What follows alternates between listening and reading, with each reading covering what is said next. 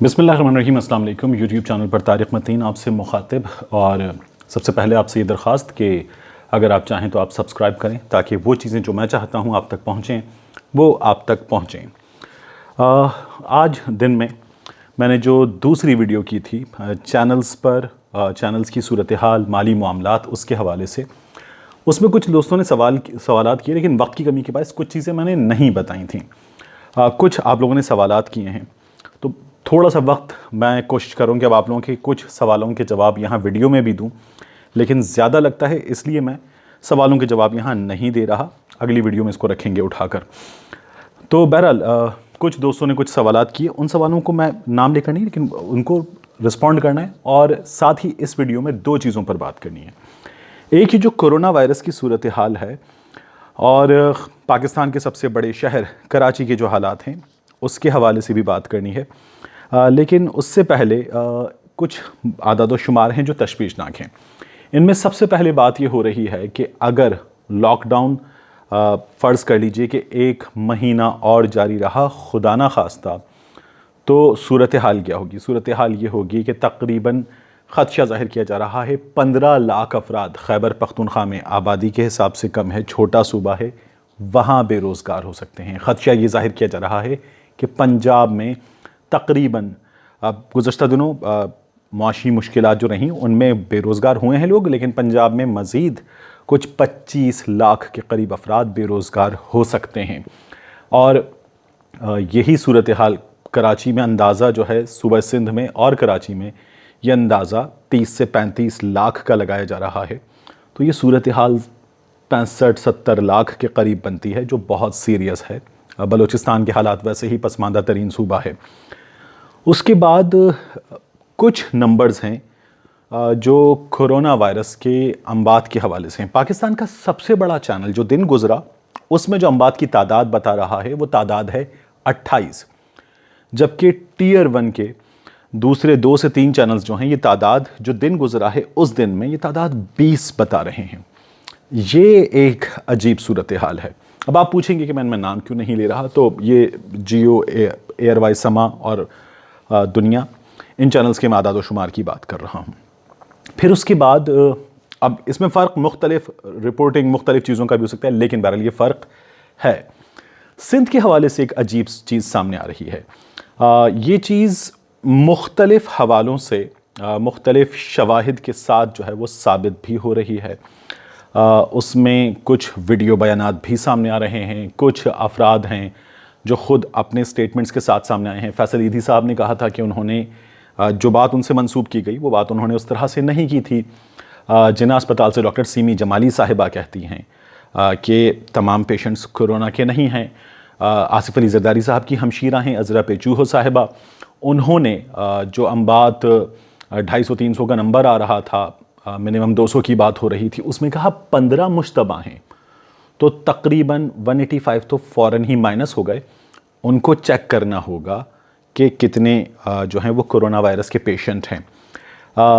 फिर उसके बाद कराची के कुछ बड़े अस्पताल हैं, वहाँ से जो सूरत हाल सामने आ रही है, इनमें सरकारी अस्पताल भी हैं, निजी अस्पताल भी हैं, वो बड़ी अजीब सी है। इनके कुछ बड़े डॉक्टर्स जो हैं वो ये कह रहे हैं कि ये ठीक है, वायरस है, ये लगने वाला वायरस है और इसका जो कैरियर है, कई दफ़ा उसे ख़ुद भी नहीं पता होता कि मैं इस वायरस का कैरियर हूँ, और वो कई लोगों को मुतासर कर सकता है। इसमें ख़ुद को महदूद करना ही महफूज रहना है और दूसरों को आप महफूज रख सकते हैं, इस बात से इनकार मुमकिन नहीं है। दुनिया भर में बड़ी तादाद में इससे अम्बात हो रही हैं, इस बात से इनकार नहीं है। लेकिन ये जो मरकज़ और सिंध में बात कही जा रही है, जो मुख्तलिफ हुक्काम ने मरकज़ से सिंध को मुखातिब करते हुए भी कही, और सिंध और मरकज़ के दरमियान एक सियासत की बात हो रही है, उसमें एक अजीब सूरत हाल सामने आ रही है। अब ये NICVD के डॉक्टर्स से मेरी बात हुई, कराची में साउथ सिटी हॉस्पिटल है वहाँ बात हुई, आगा खान हॉस्पिटल है वहाँ बात हुई डॉक्टर्स से। मैं इस वीडियो के लिंक में एक ट्वीट जो है डिस्क्रिप्शन में, उसका लिंक पेस्ट करने जा रहा हूँ, तो आप उसे देखेंगे तो आपको अंदाज़ा होगा कि ये लिंक जो है ये आपको बताएगा कि बाज़ ऐसे अफराद हैं जो हमें ये बता रहे हैं कि उनके अज़ीज़ जान से गए और انہیں کورونا پیشنٹ بنا دیا گیا۔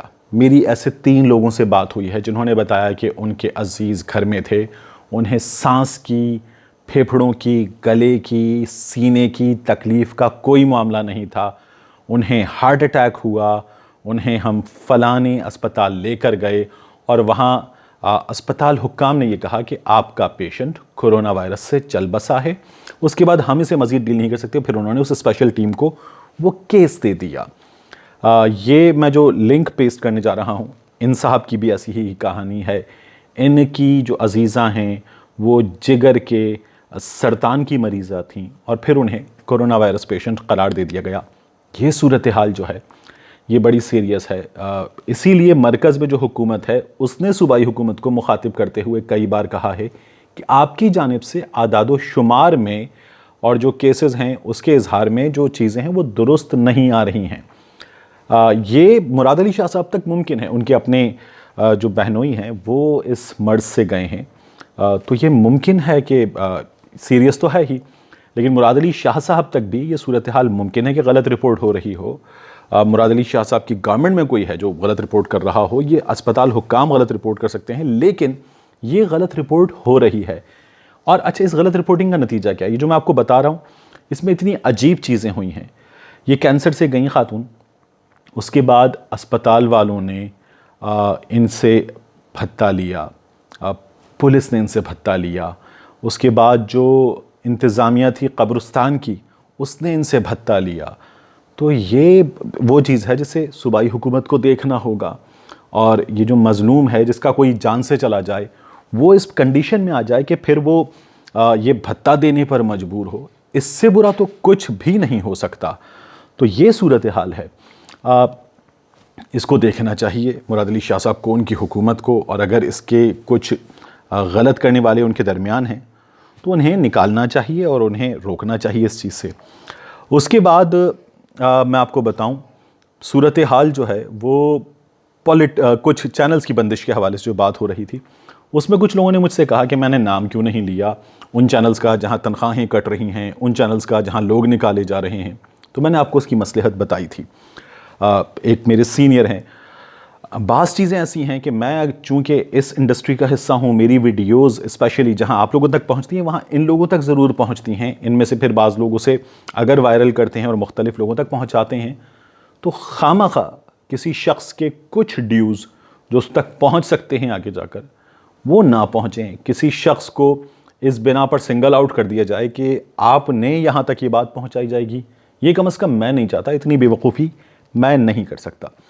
پھر اس کے بعد بات ہو رہی تھی چینلز کی، تو اب میں آپ کو بتاؤں کچھ عرصے میں فرق کیا پڑا ہے۔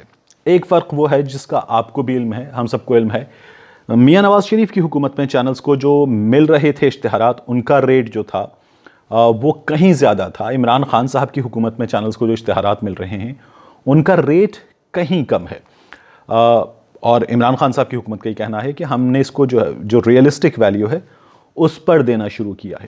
مثال کے طور پر ٹیئر 1، ٹیئر 2، ٹیئر 3 اگر کر لیں تو ٹیئر 1 میں چینلز کون سے شامل ہیں؟ یہ ہیں جیو نیوز ہے، ARY نیوز ہے، سما نیوز ہے، دنیا نیوز ہے۔ پھر ٹیئر 2 پلس کر لیں اگر آپ، A کے بعد B پلس، تو میری رائے، اچھا یہ اس سے اختلاف بھی ممکن ہے لیکن میری رائے میں اس میں پھر ایکسپریس نیوز ہے اور دیگر چینل ہیں، پھر ٹیئر C ہے، اور پھر اس کے بعد اور نیچے چینلز ہیں۔ تو ان کا ریٹ مقرر کیا گیا اور وہ ریٹ نئی حکومت نے نیا ریٹ اور پہلے سے کہیں کم ریٹ جو ہے وہ مقرر کیا۔ اگر آپ بات کریں ان چینلز کی آمدنی کی تو یہ بات ہو رہی ہے کہ یہ کیوں نکال رہے ہیں، تو ان کی آمدنی کم ہوئی ہے۔ پچھلی حکومت میں آمدنی کہیں زیادہ تھی، اب آمدنی کہیں کم ہوئی ہے۔ تو کیا آمدنی اتنی کم ہو گئی ہے کہ انہیں لوگوں کو نکالنا چاہیے؟ اگر آپ مجھ سے ایمانداری سے پوچھیں تو آمدنی اتنی کم نہیں ہوئی کہ انہیں لوگوں کو نکالنا چاہیے۔ پھر جو چینلز ہیں ان کے مالکان جو ہیں وہ بڑے بڑے بزنس گروپس کے اونر ہیں، ان کے ملٹیپل بزنسز ہیں، ان کے درجنوں بزنسز ہیں، ان میں سے بعض کے 100 کے قریب بزنسز ہیں۔ تو ایسے چینل مالکان ہیں یہ جن کی آمدنی جو ہے وہ اربوں میں ہے، اور وہ کروڑوں کے کچھ ملازمین کی تنخواہیں ان میں بھی کچھ ملازمین تو ایسے ہیں کہ جن کی تنخواہوں پہ کوئی کٹ نہیں لگنا چاہیے، ان کی تنخواہوں پہ کٹ لگ رہا ہے۔ پھر اگر آپ بات کریں کہ اشتہارات کس طرح سے ملتے ہیں، کس طرح سے ہوتا ہے، یہ جو منٹ ہوتا ہے اس کا اگر ریٹ ہے تو فرض کیجئے کہ رات 12 بجے سے جب 12:01 ہوا، دن تبدیل ہوا، تاریخ تبدیل ہوئی، تو وہاں سے صبح 8 بجے تک کا مختلف چینلز میں ایک ریٹ ہے. اور یہ میں جو مارکیٹنگ کے اور جو لوگ ہیں جو اشتہارات چینل کو بزنس لا کر دیتے ہیں، میں ان دوستوں کی مدد سے جو حاصل معلومات ہیں، جو میں اس انڈسٹری میں 17 سال میں نے گزارے ہیں، میں ان معلومات کی بنا پر آپ کو یہ بتا رہا ہوں. تو اس کا ایک ریٹ ہے. پھر اس کے بعد صبح 8 بجے کے بعد سے شام 5 بجے تک کا ایک ریٹ ہے. پھر پری پرائم ٹائم ایک ریٹ ہے. پھر پرائم ٹائم کا ایک ریٹ ہے. اور پرائم ٹائم میں پھر 2 سے 3 الگ الگ چیزیں ہیں. مثال کے طور پر جیو نیوز کا رات 9 بجے کا خبرنامہ مہنگا ترین ہے. شاہ زیب خانزادہ کا پروگرام ہٹ پروگرام ہے، سپر ہٹ پروگرام ہے، اس کا بہت اچھا ریٹ ہے. سہیل احمد صاحب کا دنیا نیوز پر پروگرام سپر ہٹ شو ہے، اس کا بہت اچھا ریٹ ہے. اسی طرح سے جیو نیوز پر خبردار بہت اچھا پروگرام ہے، اس کا بہت اچھا ریٹ ہے. آفتاب اقبال صاحب کا شو جب تک ایکسپریس پر تھا، دنیا پر تھا، جیو پر تھا، بہترین ریٹ تھا اس کا. اب بھی اس کا ریٹ اچھا ہے، لیکن اب چونکہ وہ آپ نیوز پر بھی جب تھا اور اس کے بعد نیو نیوز پر چلا گیا تو اس کا ریٹ اب پہلے جتنا نہیں ہے، لیکن اس کا ریٹ اب بھی ایک مناسب ریٹ ہے. یہ ریٹ کہاں ہوتا ہے؟ پرائم ٹائم میں نیوز کی میں اسپیشلی بات کروں، میرا اسی سے تعلق ہے. یہ ریٹ 1.5 لاکھ روپے کا منٹ ہوتا ہے. پھر یہ جب ریپیٹ میں جاتے ہیں، پروگرام 2 سے 3 بار چلتے ہیں، تو ان کا پھر ریپیٹ میں الگ ریٹ ہوتا ہے اور اس ریپیٹ کے ریٹ کے بھی پیسے ہوتے ہیں. بلیٹنز کا الگ ریٹ ہے.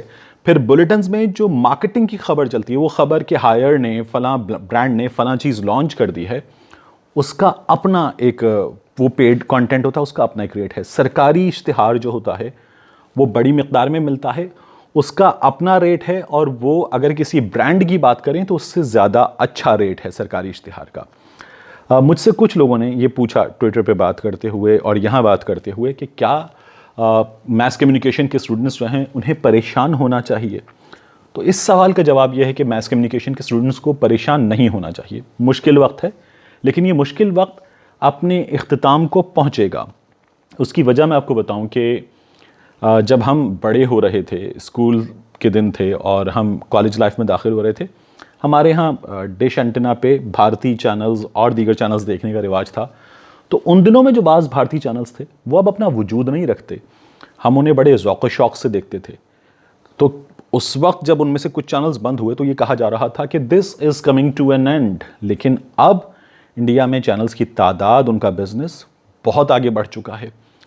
تو ایک نشیب آتا ہے، پھر فراز آتا ہے، ایک ڈاؤن آتا ہے، پھر اپ آتا ہے. تو there is going to come an up, اور وہ انشاءاللہ آئے گا. تو اس بارے میں فکر مت کیجئے. ہم نے ہمیشہ سنا کہ یونیورسٹیز اتنے پاس آؤٹ کریں گی، اتنے نکلیں گے، اس کے بعد ختم ہو جائے گا. تو آپ انجینئرز اگر جتنی بڑی تعداد میں جامعات پیدا کر رہی ہیں، اتنی بڑی تعداد میں مارکیٹ میں نوکریاں ہیں نہیں ہیں. تو کیا لوگ انجینئرنگ پڑھنا چھوڑ دیں؟ تو ان کے لیے نوکری کی کھپت، ان کا کھپنا مارکیٹ میں وہ مختلف حوالوں سے ہو جاتا ہے. تو اپنی اسٹڈیز پہ توجہ دیجئے، بہتر سے بہترین کرنے کی کوشش کیجئے، خود کو اسکلڈ کیجئے. آپ کما لیں گے. اس کے لیے آپ کا نوکری کرنا اچھی بات ہے. اگر مارکیٹ میں نوکری ہونی چاہیے، مارکیٹ میں روزگار ہونا چاہیے. لیکن اگر نہیں ہے تو اس سے پریشان ہونے کی ضرورت نہیں ہے. خود پر بھروسہ کیجئے، خود کو ویل اکوپ کیجئے ود نالج اینڈ اسکل. چیزیں انشاءاللہ بہتر ہو جاتی ہیں. تو اس بارے میں فکر کرنے کی ضرورت نہیں ہے.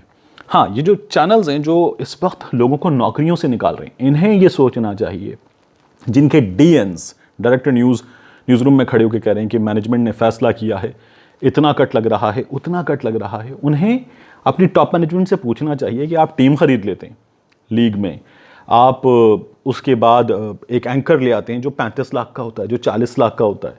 آپ ایک شو شروع کر دیتے ہیں اچانک جو بہت مہنگا ہوتا ہے. آپ کی رمضان ٹرانسمیشن جو ہے وہ اگر پورا سال آپ کا بزنس 1.5-2 کروڑ کم ہوتا ہے آپ کے ٹارگٹ سے، تو رمضان جو ہے وہ اس کو برابر کر دیتا ہے. تو یہ وہ چیزیں ہیں جو آپ کو کما کر دے دیتی ہیں. اس لیے کسی بھی مظلوم پر اس طرح کا ظلم جو ہے وہ کرنا کسی بھی طور درست نہیں ہے. تو میں نے کوشش کی ان دونوں چیزوں کے حوالے سے آپ کو بتاؤں. اگلے ویلاگ میں آپ سے ملاقات ہوگی.